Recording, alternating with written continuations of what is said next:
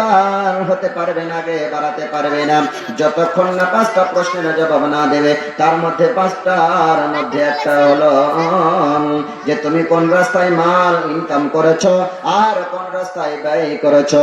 আজকে আমরা মদের আড্ডায় যাই, জোয়ার আড্ডায় যাই, আজ আমরা সিনেমা হলে যাই, আজ আমরা বন্ধু বান্ধবীদের নিয়ে বিভিন্ন জায়গায় ঘুরতে যাই, শত শত হাজার হাজার টাকা নষ্ট করি।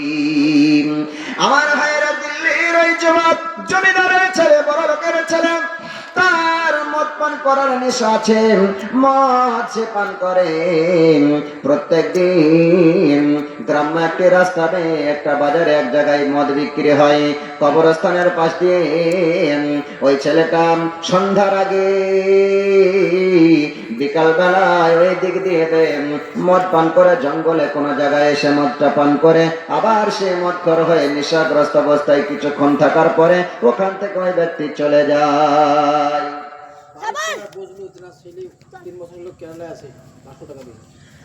বারিক পাড়ার বদল নারী তাকবীর। বারিক পাড়া থেকে আমার বদল ভাই, তার সন্তান 3 বছর হয়ে গেল কেরালায় আছেন। ওই সন্তানের জন্য দোয়ার জন্য 500 নগদ দিয়েছেন গো মাওলা, এই দানকে তুমি কবুল করে নাও। তার ছেলেকে সুস্থ রেখো, সুহালে রেখো মাওলা। তার ছেলের ইনকামকে তুমি আরো বাড়িয়ে দাও। আয় আল্লাহ, সমস্ত রকমের বালা বিপদ আপদ থেকে তুমি দূরে সরিয়ে রেখো। বজল ভাইয়ের নামে দেখো বারিক পাড়ায় বাড়ি, 500 নগদ দিল অতি তাড়াতাড়ি। যে আশাতে নিয়তে করে গেল দান, মিটাইয়া দাও তুমি মনের আরমান। আর দোয়া করে আমি গো পাক রব্বানা,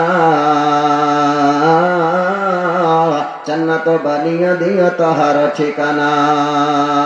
কাতরে তোমার কাছে করি গো মিনতি, এ দানকারীর জীবনেতে দিও গো উন্নতি। সাতার গাফার তুমি সব চেয়ে দাতা, মাফ করে দাও তুমি যত গুনাহ খাতা। আমিন আমিন মাওলা সুম্মা আমিন, মদের দোয়া কবুল করো রব্বুল আলামিন। আমিন সুম্মা আমিন। এতিম দাদু অসুস্থ আছেন মাওলা, যার জন্য 100 দান করেছেন মাওলা। আয় আল্লাহ, তার যদি দুনিয়াতে হায়াত থেকে আরো তুমি সুস্থ রেখে বাঁচিয়ে রাখো।